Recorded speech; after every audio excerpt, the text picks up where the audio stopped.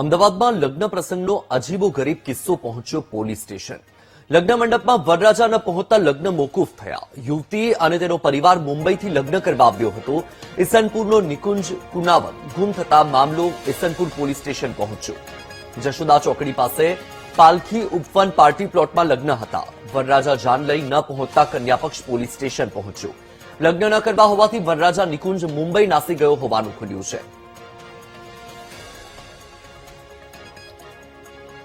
તો અમદાવાદનો આ કિસ્સો છે કે જ્યાં લગ્નનું આયોજન કરવામાં આવ્યું। લગ્ન હતા, પાર્ટી પ્લોટમાં લગ્નનું આયોજન હતું, પરંતુ વરરાજા જાન લઈને જ ન પહોંચ્યો। જી હા, અને આખરે પછી આખો આ મામલો પોલીસ સ્ટેશન સુધી પહોંચ્યો।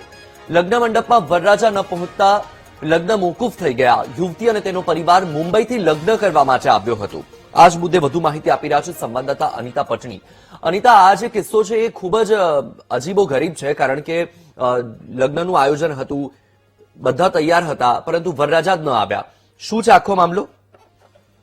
જી વત્સલ, જે પ્રકારે ઈસનપુરનો આ જે બનાવ સામે આવ્યો છે, અજીબો ગરીબ આ કિસ્સો છે, જેમાં એક વરરાજા જ લગ્ન મંડપે નહીં પહોંચ્યા હોવાની ઘટના સામે આવી હતી।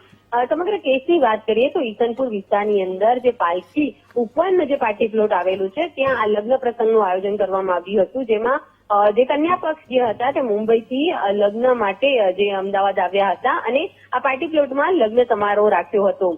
પરંતુ જે વરરાજા જે છે નિકુંજ જે છે તે લગ્નના આગલા દિવસે તો જયારે આ વિધિ અને સંગીત સંધ્યા હતી એ દિવસે જ તે પોતે ઘરેથી ક્યાંક નીકળી ગયો હતો અને તે બોમ્બે જ પહોંચી ગયો હોવાનું હાલ પોલીસ તપાસમાં સામે આવ્યું હતું, જેથી પરિવારજનો દ્વારા આ લગ્નને મોકૂફ પણ રાખવામાં આવ્યા હતા। જ્યારે સમગ્ર મામલો જે ઈસનપુર પોલીસ સ્ટેશન પહોંચ્યો હતો, કન્યા પક્ષ દ્વારા આજે યુવક દ્વારા ચીટિંગ કરવામાં આવી હોવાના આક્ષેપો સાથે જાણવાજોગ પણ દાખલ કરવામાં આવી હતી।